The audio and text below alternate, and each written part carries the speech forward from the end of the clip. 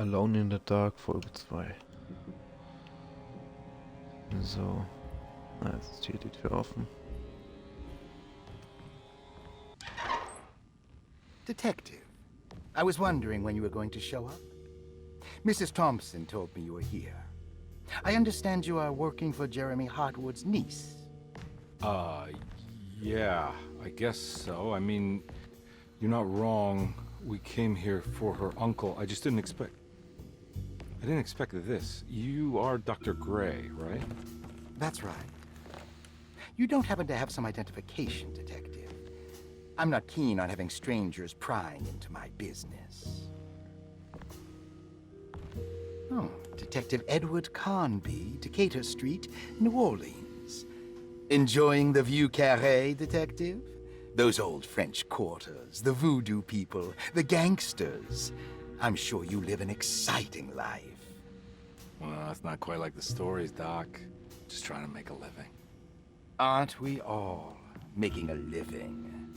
Well, welcome to Deseto, Detective. I hope your time here will be useful. Now, what can I do for you? Why don't you tell me where I can find Jeremy Hartwood? Why wouldn't that make for a short visit? I wish I could tell you, but I'm afraid I don't know. A drink, Detective? Anything brandy. Oh, you do belong in the French quarters, Detective. Armagnac or cognac? You know, just give me the cheap stuff. I'm not much of a connoisseur. Having low standards is not a virtue, Detective. Let me see if I can broaden your perspective. What can you tell me about Jeremy? I wouldn't want to go into details about his condition. Doctor-patient confidentiality. I'm sure you understand. Sure. But he is crazy. And he's gone missing. Why? Here, try this. Ooh, it's good. Got a bite? It's called a sidecar. The trick is not to be afraid of the tartness of the lemon. Then, for goodness sake, don't overdo the triple sec. Okay. What can you tell me about Jeremy? Well, let me think. He is an anxious man, constantly worried about events not presenting themselves according to his model of predestination. He complains about things not being carried out in the right order, and that some things simply shouldn't be. Is any of this helpful to you? Not really. I was hoping for some direction where to look next. I'm sorry. I have nothing for you then. You should talk to my orderlies. They have been looking for him for a while now. I'm sure they would appreciate your help. Yeah, I ran into Batiste earlier. Come to think of it, he might have given me a lead. Oh, excellent. So your investigation is already underway. I'm gonna go, but I'm sure we'll meet again. Looking forward to it. Safe returns. Kapitel 2.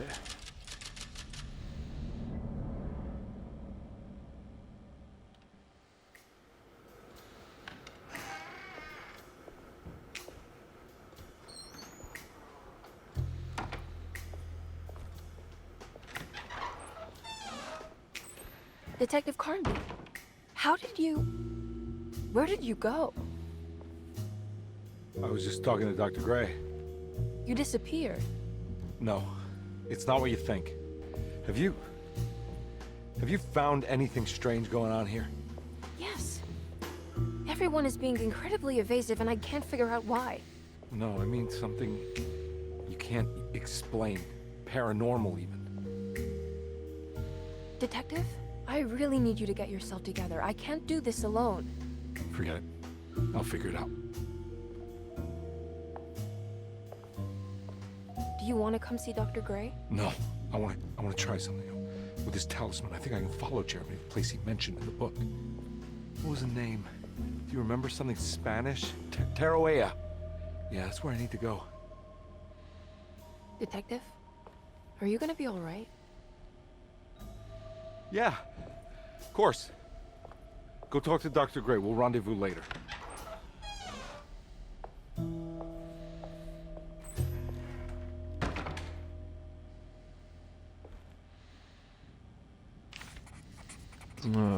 This talisman brought me back from the French Quarter in the blink of an eye. If Jeremy can travel so easily, then he could be hiding anywhere, even Teroea. If he can do it, so can I. I just need to figure out how the talisman Batistas works. Schlüssel jetzt mal sagen. Den Kessel reparieren, Hinweis. Saw you notice in the boiler room. You should know Mr. Chance won't be coming back. I got no business being in there myself, but you can take a valve from the wine cellar if you wanna try to stop the steam pouring out. Be careful. Okay. So. Zimmerschlüssel Nummer 6, Schlüsselgegenstand. So, und hier dann Personal- und Patientenliste. Dr. Elmore Lee Gray is DeSeto's chief doctor. Accounting and all administrative work is handled by me, Paul Waits. Magdalena Thompson, or Mags, is responsible for the household. Jean-Baptiste and Charlotte Tabois are responsible for keeping the guests' medical regimens in check. Finally, Jack Chance is our gardener, who can occasionally be seen in the conservatory, but is for the most part busy outside. There are currently 6 guests at DeSeto. Malcolm McCarthy and Ruth Tallant reside on the first floor. Jeremy Hartwood, Elisabetta Perosi, Grace Saunders, and of course Cassandra Beauregard live on the second floor. Charles Labut, Angestellte.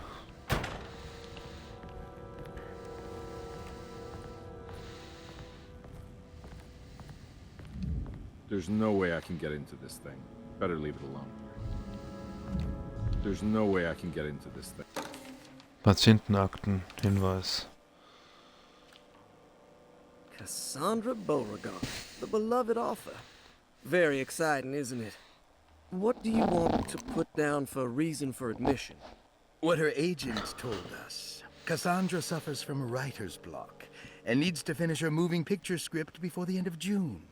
Mr. Chardot suggests Cassandra's heavy use of barbiturates is holding her back and risks ruining her career.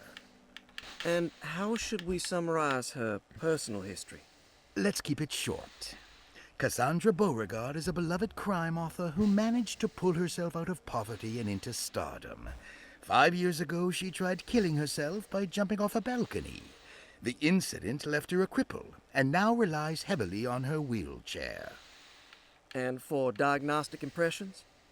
Cassandra suffers chronic back pain following her suicide attempt. She self-administers morphine to keep herself ambulant, but has become addicted and the desired effect is now lost. The drug abuse clouds her mind, and she is unable to focus on real life.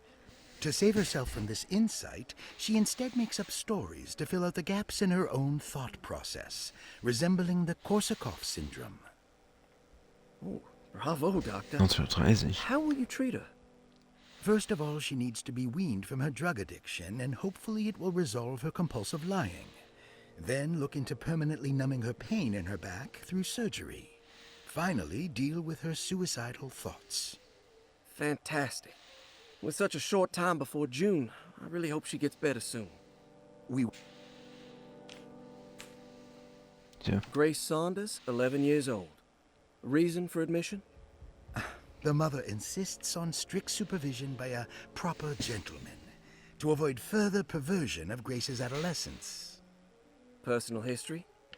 Grace's family possesses modest wealth and status. Her childhood seems ordinary, spending most of her time with private teachers and family friends.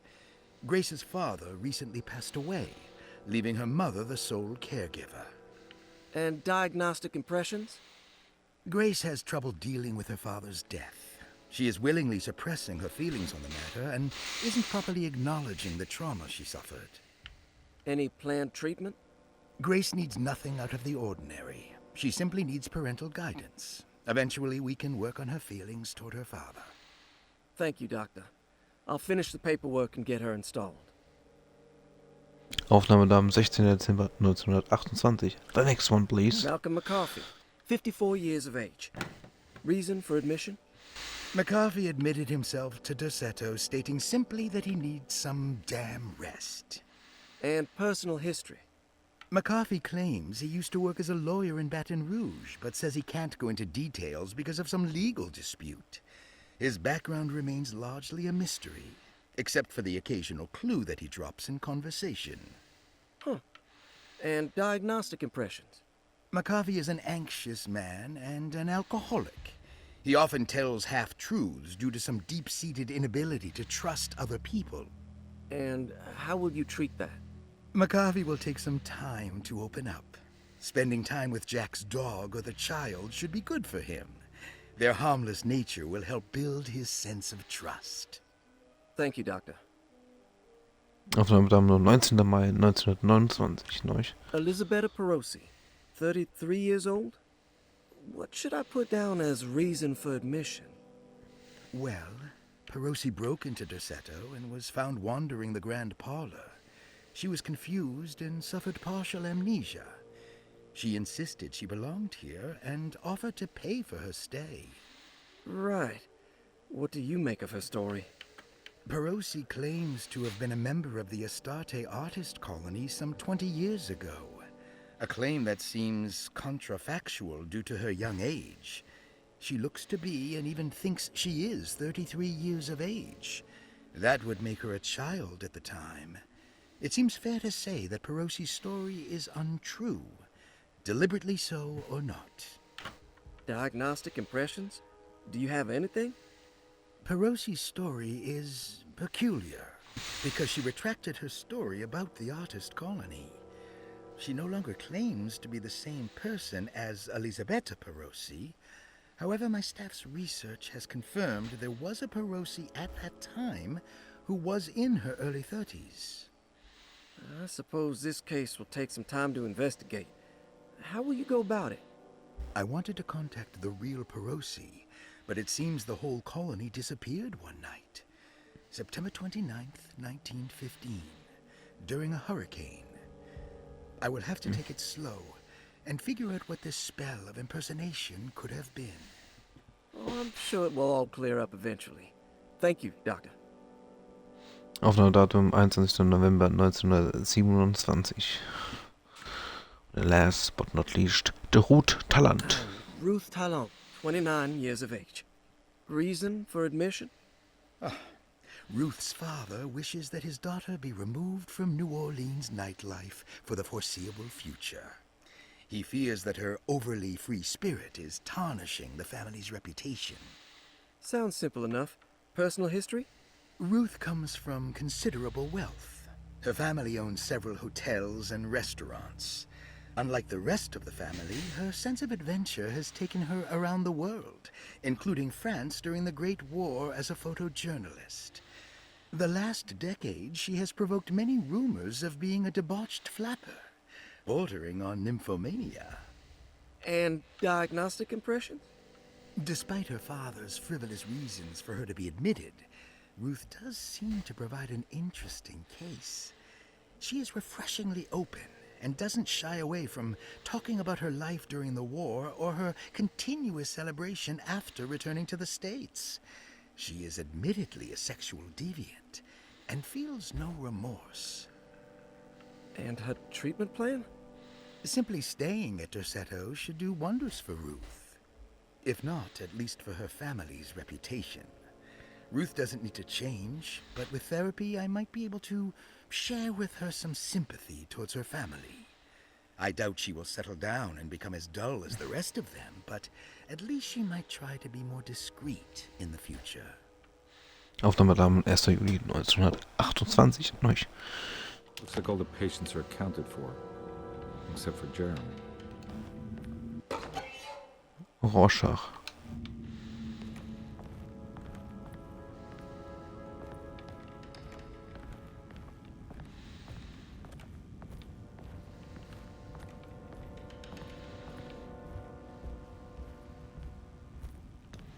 I need the key.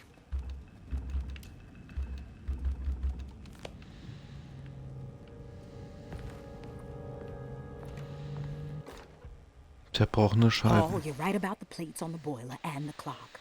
They have been sabotaged, and I think I know who did it. They have something to do with Jeremy's episodes and how he seems to disappear at night. Right now, it's important that you keep an eye out for any of the pieces. I want to find out if I can repair the plates. Let me know if you find any of them. Lottie. Tell Lottie to take a look at the well in the kitchen garden. Suche den Brunnen im Küchengarten.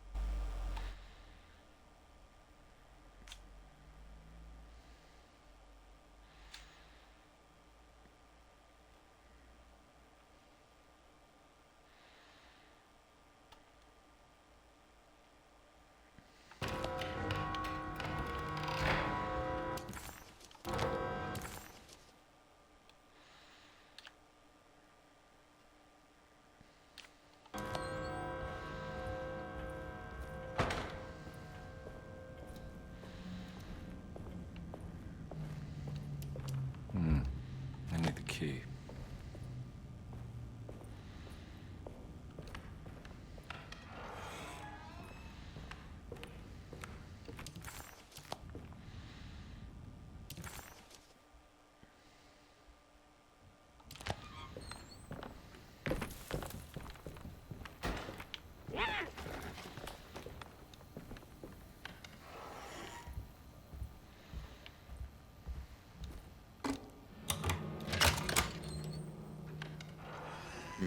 Na, dann gehen wir erstmal hier rein. Wir gehen zurück. Verlorene Plantagen von Louisiana. Lost Plantations of Louisiana. Thierry Bricklow, 1917. Deseto was a small plantation on the eastern shore of Lake Pontchartrain. The land was considered difficult for industry and was sold for only $30 to Elijah Pickford in 1818. Pickford employed hundreds of workers from nearby New Orleans to clear the woods and build a small plantation mansion facing the lake with a striking Greek Revival temple facade. Deseto kept a modest production of barrique tobacco and indigo that persisted up till the Civil War. During the antebellum era, Deseto was the source of many rumors concerning voodoo and witchcraft. People who traveled the lake reported seeing people dance at night in front of bonfires, bleating and wailing. On June 17, 1862, Captain J.W. Norton of the Union Army recounts leading a raiding party from ships anchored in Lake Pontchartrain in order to seize control of Deseto and free the slaves working there. The captain was surprised to find the workers fighting back with unprecedented zeal. Norton's account describes these men and women as enraged with fanaticism. Pickford reportedly tried to placate the raiders, but was shot in the confusion. Captain Norton left the mansion burning and retreated to his ships with his men. Deseto was left in ruins for several decades. The ownership of the land was long disputed and returned to the Ledoux family in 1901. Several police reports were filed during the following years as the Ledoux tried to get rid of a camp of squatters on their land. The police made several visits to remove the trespassers, but the people kept returning. On November 1st, 1907, Inspector Legras of the police charged a deadly attack in order to save several children kidnapped by the squatters. Many were killed, and even more were jailed. The following year, Ledoux rebuilt Deseto, incorporating the surviving stone foundation and adding a magnificent wrought iron conservatory. The farmland had been reclaimed by the surrounding woods, so it was no longer profitable to use as a plantation. Instead, the house was turned into an artist's colony. The Astarte Artist Colony was a successful group of artists, including figures such as painter Heinrich Cassel and poet Nora Keith. The group was also known for their beloved Mardi Gras crew called the Pirates of Pontchartrain.